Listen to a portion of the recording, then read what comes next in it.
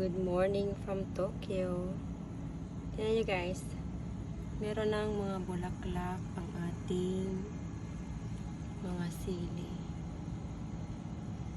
Ang galing. Tapos ito pa siya guys. Ang daming maha-harvest natin sili. Parang mas sa sili yata ako mag-enjoy. Ayan o. Oh, diba? Unang sili yan na ma-harvest natin. Pero dadami pa yan guys kasi napakarami ng ating siling na itanim at nabuhay. Actually, hindi ko naman totally itinanim lahat. Yung iba, kung saan na lang talaga tumubo dito sa may likod namin. Kinukuha ko lang tapos nilalagay ko dito sa pot. Tapos, ito naman yung okra natin. Ang dami ko na na-harvest ng okra guys. Ayan na.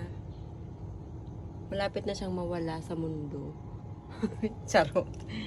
Ang dami ko na siyang na-harvest. Ito na lang siya. Sa susunod, tatanggalin ko na yan.